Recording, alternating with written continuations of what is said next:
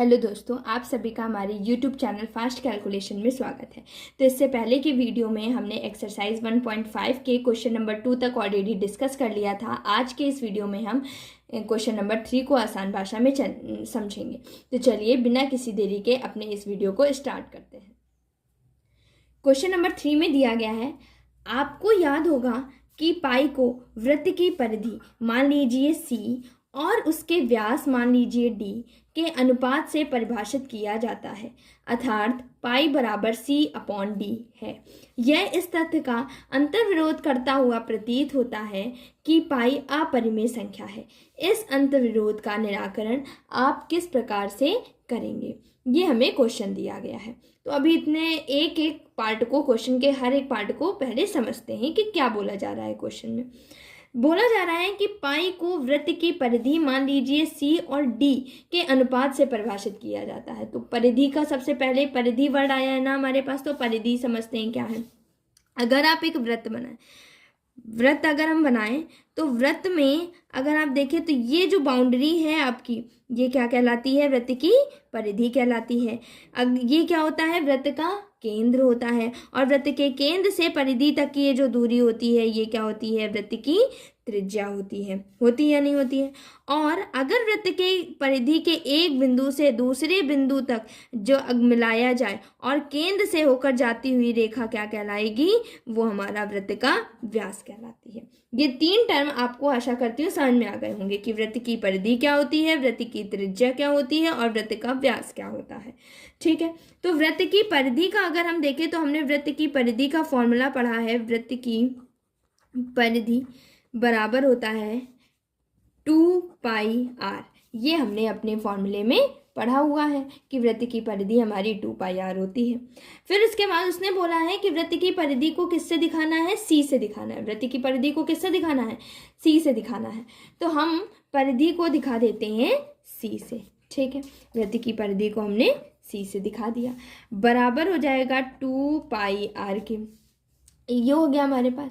फिर उसके बाद अब उसने व्यास की बात करी है, तो व्यास का भी हम समझ लेते हैं। फॉर्मूला क्या होता है, व्यास बराबर होता है 2 गुणे वृत्त की त्रिज्या, या त्रिज्या केवल भी लिख सकते हैं, कोई दिक्कत नहीं होगी कि व्यास बराबर क्या होता है, 2 गुणे त्रिज्या। उसने कहा कि व्यास को हम D से दिखाएं, बराबर 2 इंटू त्रिज्या को R से दिखाना है, तो D बराबर क्या हो जाएगा, 2R हो जाएगा। तो अभी आपको नहीं समझ में आ रहा होगा कि C क्या है, D क्या है, R क्यों ही इनको दिखाया गया है। तो वो इस वजह से दिखाया गया है कि C मतलब परिधि को C से इस वजह से दिखाया गया है क्योंकि इंग्लिश में परिधि को सरकमफ्रेंस बोलते हैं। तो उसका जो सरकमफ्रेंस का फर्स्ट लेटर C होता है उसी से दिखाया गया है।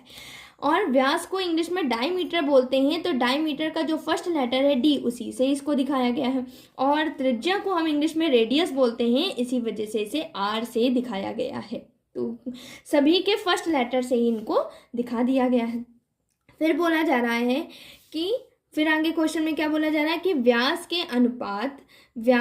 के अनुपात से परिभाषित किया जाता है, अर्थात पाई बराबर C/D कैसे आया, जिसको समझते हैं पहले तो कि पाई बराबर C/D कैसे आ गया, इन्होंने ऐसे कैसे बोल दिया। तो हमने ऊपर फॉर्मूला देखा हुआ है C बराबर 2πr। C बराबर पाई को आगे करिए, 2r को एक साथ लिख दीजिए, गुणे के रूप में है। तो आप चाहें 2 गुणे 3 करें या 3 गुणे 2 करें, आंसर तो दोनों का ही 6 आना है कि नहीं आना है, दोनों का ही 6 आना है। चाहे आप जैसे भी करें, क्रम बदल भी देंगे तो भी 6 आएगा, क्रम नहीं बदलेंगे तो भी 6 आएगा। तो हमने क्या किया, पाई को आगे कर दिया और 2r को एक साथ कर दिया। और हमें पता है कि 2r जो है वो हमारा किसका फॉर्मूला है, D का फॉर्मूला है ना। 2r किसके बराबर होता है, D के बराबर होता है। तो क्या हम लिख सकते हैं C बराबर पाई गुणे 2r की जगह D लिख सकते हैं या नहीं लिख सकते हैं, क्योंकि हमें पता है ऊपर हम देख करके आए कि D बराबर 2r की, अगर 2r आएगा तो हम D लिख देंगे। 2r आया, मैंने D लिख दिया। फिर उसके बाद पाई की वैल्यू निकालनी है तो D को दूसरी तरफ भेजना पड़ेगा। D अभी गुणे में है, जब दूसरी तरफ जाएगा तो भाग में आ जाएगा। तो पाई बराबर C/D आ गया कि नहीं आ गया। ये तो हमने समझ लिया कि पाई बराबर C/D क्यों बोला जा रहा है, हमारे क्वेश्चन में बोला जा रहा है ना पाई बराबर C/D।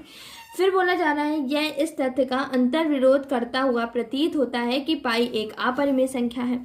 और ये क्वेश्चन में बोल रहा है कि हम जानते हैं कि पाई क्या है, एक अपरिमेय संख्या है। जबकि इसको हम C अपॉन डी के रूप में लिख पा रहे हैं। मतलब क्या ये P अपॉन क्यू के जैसा नहीं दिख रहा है क्या? इसे हम P अपॉन क्यू के रूप में लिख पा रहे हैं। तो हम जानते हैं कि जिन संख्याओं को हम P अपॉन क्यू के रूप में लिख सकते हैं और Q नॉट इक्वल 0 होता है वो हमारी परिमेय संख्याएं होती हैं। तो इसको तो हम P अपॉन क्यू के रूप में लिख पा रहे हैं, लेकिन पाई एक अपरिमेय संख्या है क्वेश्चन में। तो ये अंतर विरोध करता हुआ प्रतीत हो रहा है कि नहीं हो रहा है? तो पहले तो हम समझते हैं कि ऐसा क्यों बोला जा रहा है। मान लिया कि हमने परिधि को क्या ले लिया, 3 ले लिया। मान लेते हैं कि परिधि हमारी कितनी है, 3 है, एग्जाम्पल ले रहे हैं। और हमने व्यास को मान लिया कि 2 ले लिया, ठीक है, कोई दिक्कत तो नहीं है। मैंने क्या कहा, मैंने कहा कि हम मान लेते हैं परिधि 3 है और व्यास 2 है, तो 3/2 हमारी एक परिमेय संख्या हो जाएगी, कोई दिक्कत नहीं है। लेकिन अब इसे समझने की थोड़ा कोशिश करिएगा। ये 3 एग्जैक्ट 3 नहीं होगा। देखिए कैसे। मान लिया मैंने एक रेखा खींची 2 सेंटीमीटर की। मैंने एक रेखा खींची कितनी, 2 सेंटीमीटर की एक रेखा खींच ली मैंने रेखा। हाँ जी बिल्कुल खींच। अब मैंने कहा कि आप इसे नापिए, ये 2 सेंटीमीटर निकलेगी? आप कहेंगे हाँ बिल्कुल निकलेगी, लेकिन मैं कह रही हूँ नहीं निकलेगी। क्यों? मैंने इससे पहले वाली एक्सरसाइज में आपको उत्तरोत्तर आवर्धन से जूम करना सिखाया था कि नहीं सिखाया था? उत्तरोत्तर आवर्धन करना बताया था। अगर आप इसको जूम कर करके देखेंगे तो ये एग्जैक्ट 2 ना हो करके हो सकता है 2.01 निकले, या फिर 2.001 निकले, या फिर 2.1 निकले। इस टाइप से कुछ भी निकल सकती है, एग्जैक्ट 2 नहीं निकलेगी। तो इसी प्रकार से 3 हमारा एग्जैक्ट 3 नहीं होगा। ये 3 का कुछ सन्निकट मान, यहाँ पर कुछ सन्निकट मान यहाँ 3 रख दिया गया। अब 2.001 अगर मान लीजिए तो 2.001 तो 2 के ही बराबर होगा ना लगभग। तो हम उसका सन्निकट मान यूज कर लेते हैं कि हाँ ये 2 के बराबर होगा, ये 3 के बराबर होगा, लेकिन वो एग्जैक्ट तो नहीं होता है। तो इसी तरीके से यहाँ पर इनके सन्निकट मान लिखे गए हैं, ना कि एग्जैक्ट मान लिखे गए हैं, ठीक है। तो यहाँ पर 3 हो सकता है कि यहाँ पर 3.001 हो, कुछ भी हो सकती है 3 की वैल्यू, सॉरी 3 की जगह उसका कुछ भी सन्निकट मान हो सकता है, 3.001 हो, 3.01 हो, कुछ भी हो सकता है। तो यहाँ पर हमें एग्जैक्ट मान नहीं पता चल रहे हैं, उनके सन्निकट मान पता चल रहे हैं।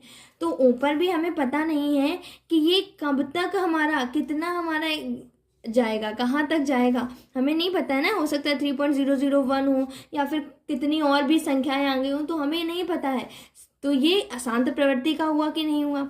भाई जब हमको पता ही नहीं है कि कहाँ पर ख़त्म हो रहा है, तो ये अशांत प्रवृत्ति का हुआ कि नहीं हुआ? नीचे भी इसी तरीके से। तो दोनों, ये ऊपर भी अशांत आया, नीचे भी अशांत आया, तो अशांत बटे अशांत क्या हो जाएगा? एक अपरिमेय संख्या हो जाएगी कि नहीं हो जाएगी? बिल्कुल हो जाएगी।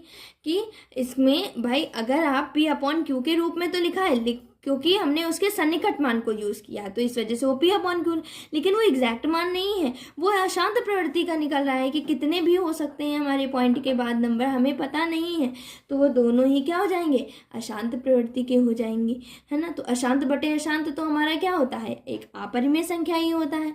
तो हमारा क्या हो जाएगा? तो इसका कोई भी हमारा अंतर विरोध करता हुआ प्रतीत नहीं होगा, क्योंकि हमने यहाँ पर इसके सन्निकट मान लिए हैं, एग्जैक्ट मान तो है ही नहीं हमारा। तो हमें एग्जैक्ट मान पता भी नहीं है कि कहाँ तक जाना है, तो हमको इसका कोई भी अंतर विरोध करता हुआ प्रतीत नहीं होता है। अब देखते हैं कि इस आंसर को आप कैसे लिख सकते हैं।